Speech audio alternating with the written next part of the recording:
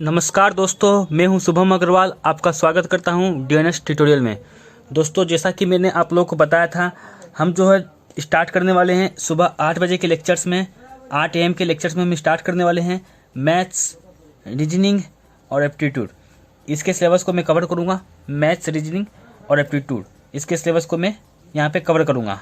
और आज के सुबह के 5 बजे के वीडियो में आपने देखा होगा करंट अफेयर्स, जो कि निशांत सर लेके आए थे। यदि आपने अभी तक नहीं देखा है तो करंट अफेयर्स को जाकर वहाँ पर 5 बजे आता है करंट अफेयर्स का लेक्चर, हमारा निशांत सर लेके आते हैं, तो सुबह वो जाकर जरूर देख ले।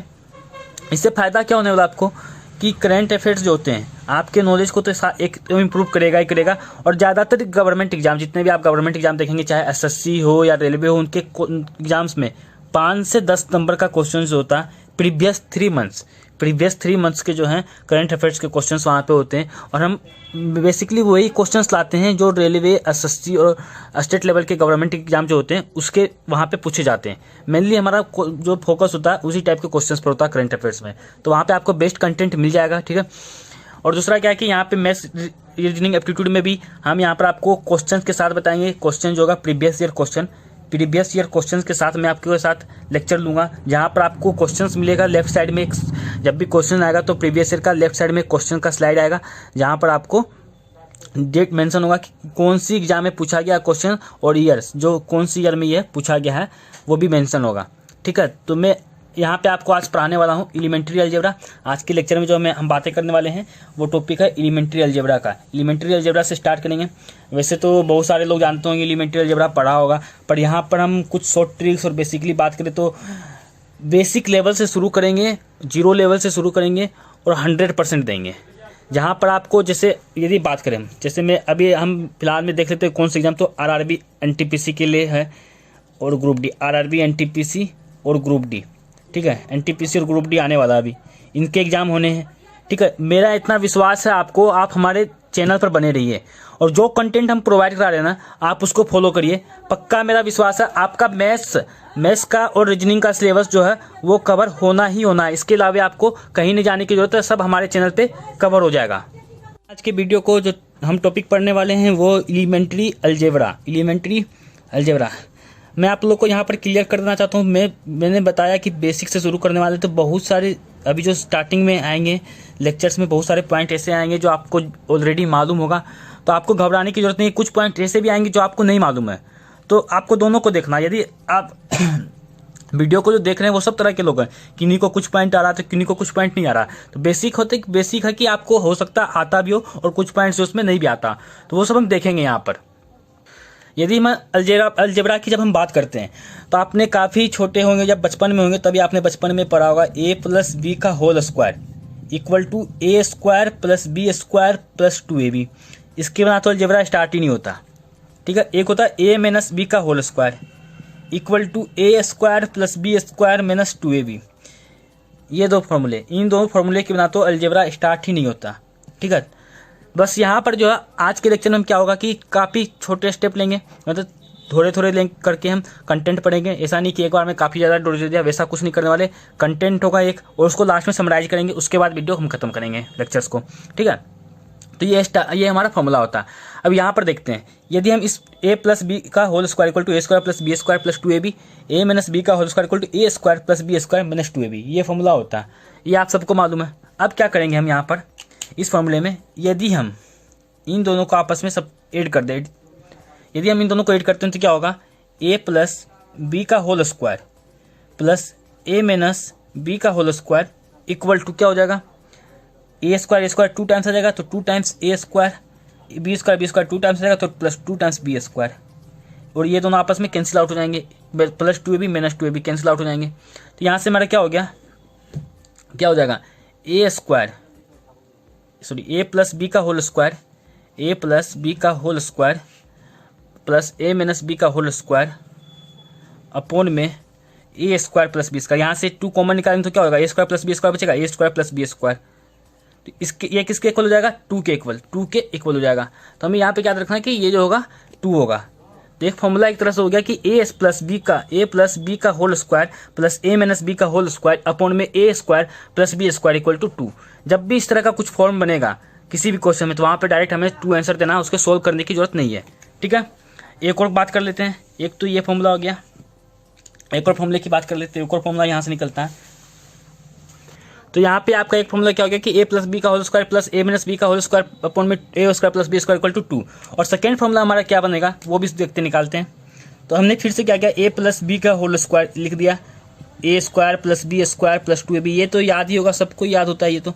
और ए माइनस बी का होल स्क्वायर लिख दिया, ए माइनस बी का whole square equal to A square plus B square minus 2ab।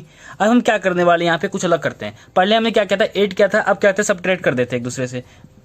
ठीक है, सब्ट्रैक्ट जैसे ही करेंगे तो क्या हो जाएगा, ए प्लस बी का होल स्क्वायर माइनस ए माइनस बी का होल स्क्वायर इक्वल टू, यहाँ से क्या होगा, ये दोनों आपस में कैंसिल आउट हो जाएंगे, plus A square minus A square plus B square minus B square, ये दोनों भी कैंसिल आउट हो जाएंगे। यहाँ पे क्या हो जाएगा, ए 2ab प्लस के 2ab इक्वल टू 4ab।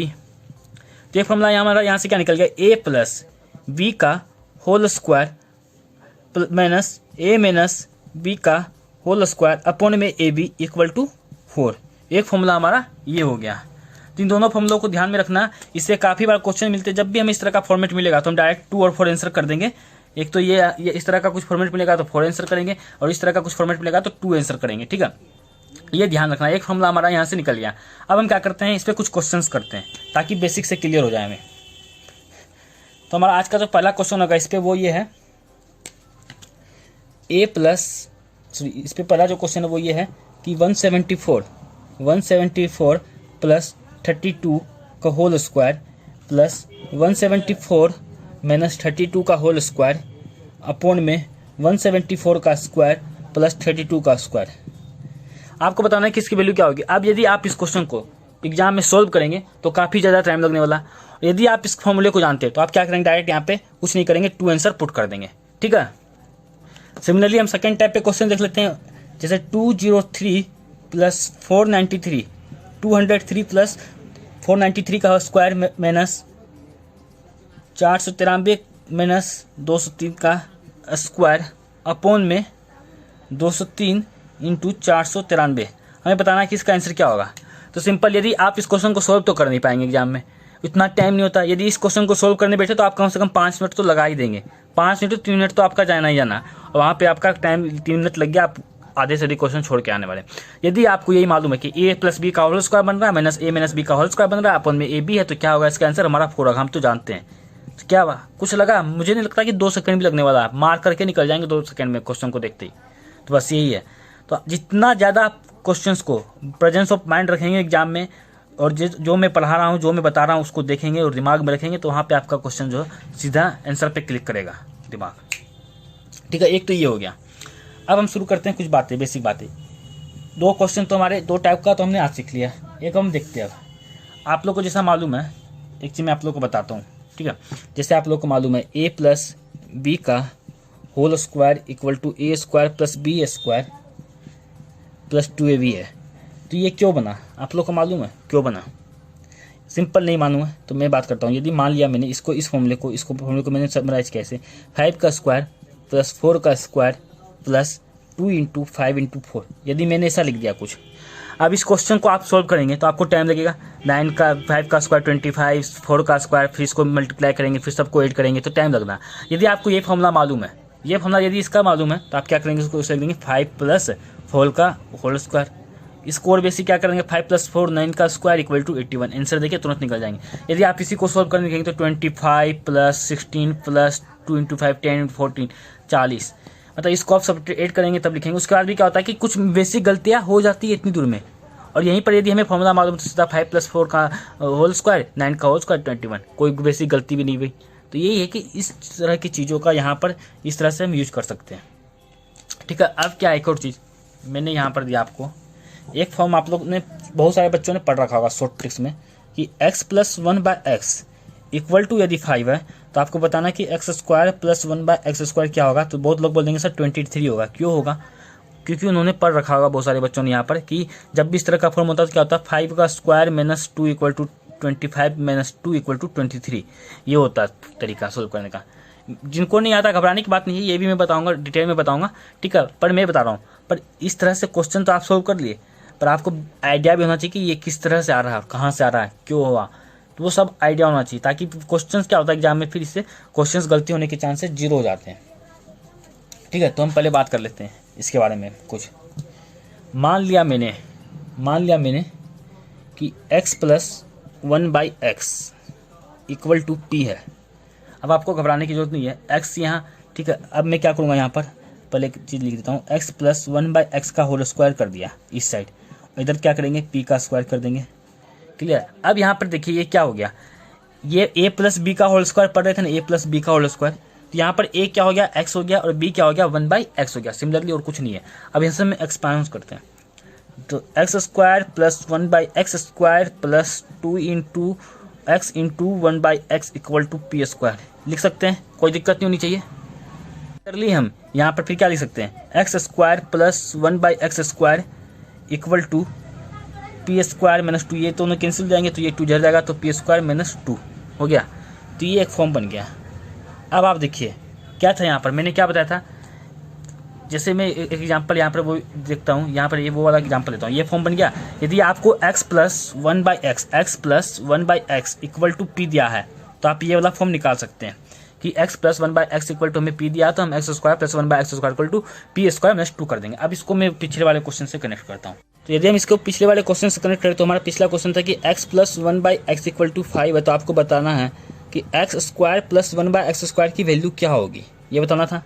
तो ये सिमिलरली नहीं हो रहा, यहाँ पर p की जगह क्या आ गया, 5 आ गया। तो हम इसका वैल्यू का, इसकी जो x square plus 1/x square है वो कैसे निकालेंगे, पी स्क्वायर माइनस 2, तो p की जगह क्या था हमारा, 5 का स्क्वायर माइनस 2 इक्वल टू 23। यही तो क्या था, मैंने 5 का स्क्वायर माइनस 2 इक्वल टू 23, पिछले वाले क्वेश्चन में ये क्या था। तो हमारा यहाँ से एक फॉर्मूला और निकल के आ गया, वो क्या कि X square plus 1/x square equal to P square minus 2 होगा, जब x plus 1/x equal to p है। ठीक है, तो आपको यहाँ पर ये याद रखना है कि ये 2 जो आया पी स्क्वायर माइनस 2, यहाँ पर क्या आया, ये 2 में x इंटू 1/x भी छुपा हुआ हाइड है, क्योंकि ये एक दूसरे से कैंसिल आउट हो गए थे। ठीक है, तो एक फॉर्मूला हमारा यहाँ पर ये वाला निकल गया। इस वाले क्वेश्चन पर, इस वाली ट्रिक पर कुछ क्वेश्चंस करते हैं, ठीक है, तब ज़्यादा अच्छा लगेगा। अब क्वेश्चन हमें एक क्वेश्चन दिया कि x plus 1/x equal to √7 है, तो आप बताओ कि x square plus 1/x square की वैल्यू क्या होगी। तो कुछ नहीं करना, सिंपली बात है, क्या करना था, p स्क्वायर, तो p की जगह √7, तो √7 का square minus 2 equal to 7 minus 2 equal to 5 answer हमारा आ जाएगा, कोई दिक्कत नहीं होनी चाहिए। सिमिलरली हमें एक और क्वेश्चन दे दिया, एक और क्वेश्चन दिया x plus 1/x equal to 3√2, तो आपको बताना है कि x square plus 1/x square की वैल्यू क्या होगी। तो क्या हमें कुछ नहीं करना, p का स्क्वायर मतलब 3√2 का स्क्वायर माइनस 2, तो 3√2 का स्क्वायर क्या होगा, 3 इंटू 3 9, 9 इंटू 2 18 माइनस के 2 इक्वल टू 16 हमारा इसका आंसर हो जाएगा। ठीक है, तो बस यही है और कुछ नहीं है, पी स्क्वायर माइनस 2। आपको ये फॉर्मूला ध्यान रखना है, ये फॉर्मूला यदि आपको ध्यान हो तो आप क्वेश्चन को करके ही आएंगे। ठीक है, अब जैसे मैंने क्या बताया था कि कुछ बच्चों को ऑलरेडी ये फॉर्मूले मालूम होंगे, तो इसका एक और फॉर्मूला होता है, वो भी कुछ बच्चों को मालूम होगा। तो अब क्या होगा कि मैंने क्वेश्चन क्या दे दिया, x minus 1/x equal to 7, तो आप बताओ क्या x square minus 1/x square क्या होगा। यहाँ पर बच्चे क्या आंसर करेंगे, 7 का square minus 2 equal to 49 minus 2 equal to 47, और क्वेश्चन करके एग्जाम में -1 नंबर लेके आएंगे, एग्जाम में -1 नंबर लेके आने वाले। तो ये गलत है, ये क्वेश्चन जो है इस तरह से सोल्व नहीं होता। इसको यदि सोल्व करना है आपको, इस वाले क्वेश्चन को सोल्व करना है, तो इसका एक अलग ट्रिक होता है, तो वो ट्रिक आपको मालूम होना चाहिए। तो वही बता रहा हूँ कि मैं बेसिक हर एक चीज़ का ध्यान में रखना। जैसे मैंने क्या बोला कि यदि x plus 1/x equal to p बोल रहा हूँ, तो आपको यहाँ पर ये चीज़ ध्यान रखना है कि x square plus 1/x square, यहाँ पर भी प्लस है और यहाँ पर भी प्लस है, दोनों प्लस ही हैं, तभी ये क्वेश्चन सोल्व हो रहा है। तभी ये वाला फॉर्मूला जो है पी स्क्वायर माइनस 2 वाला फॉर्मूला जो यहाँ पर अप्लाई हो रहा है, इस चीज़ को ध्यान में रखना है। ठीक है, तब आगे बात करते हैं, कुछ क्वेश्चन और देखते हैं।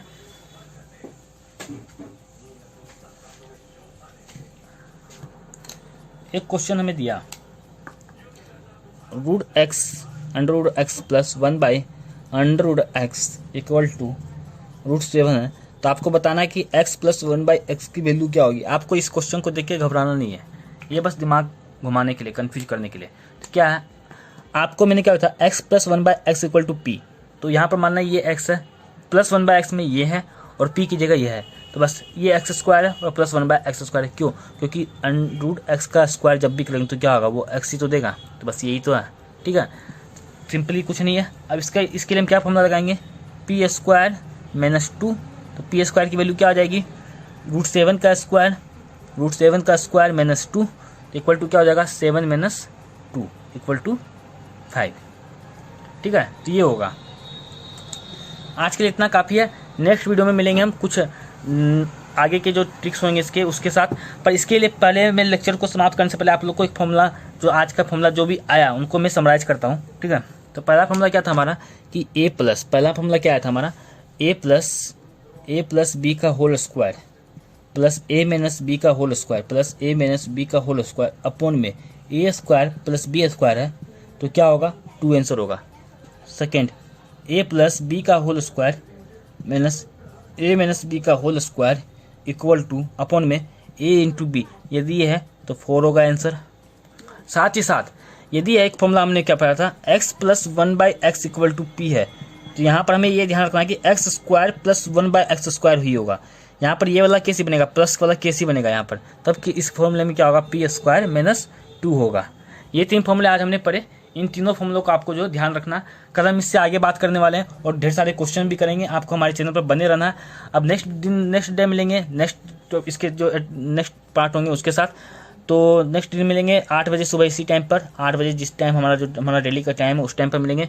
और लास्ट में एक ही रिक्वेस्ट मैं करूँगा आप लोगों से, यदि आपको लेक्चर मेरा पसंद आ रहा है तो लाइक तो करना ही करना है, साथ में आपको क्या करना है, हमारे चैनल को सब्सक्राइब भी करना है।